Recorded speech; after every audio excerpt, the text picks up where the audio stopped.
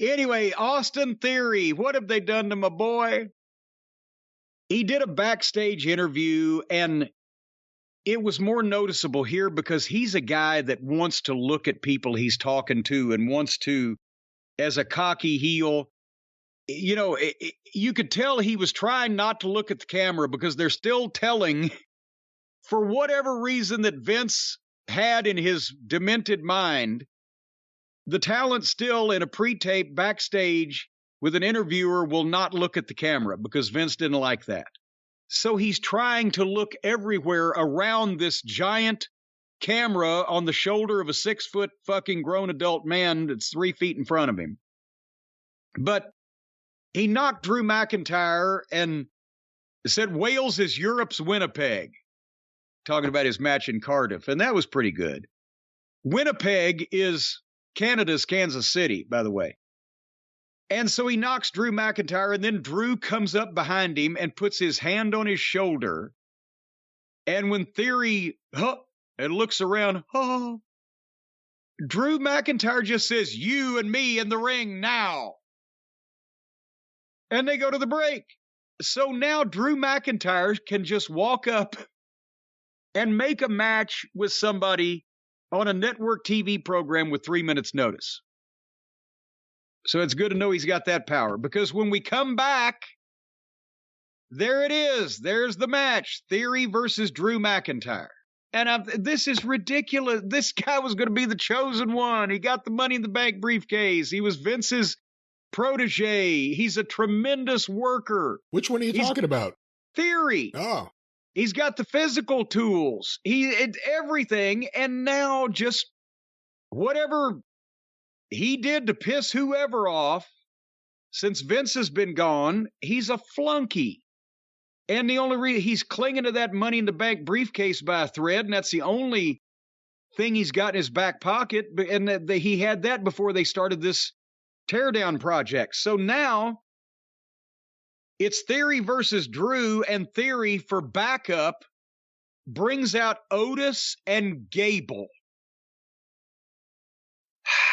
So they start the match, and again, he's great at it, but Theory is presented like an ineffectual flunky.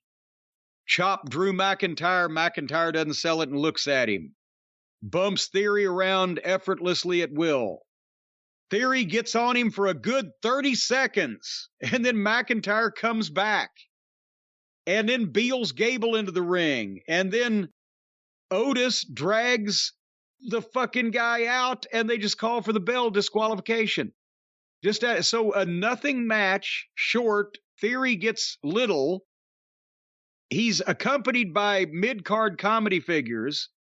And then it's a cheap DQ. And they start getting on Drew 3-on-1. This whole thing has been lame.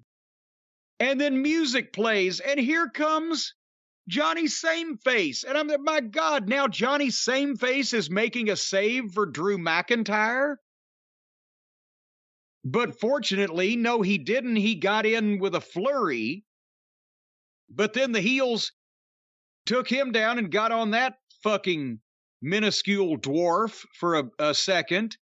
And then more music plays, and here comes Kevin Owens, and now there's the big save. And all three baby faces are back up on their feet, and all three heels leave with their tail stuck between their legs by the end of this thing.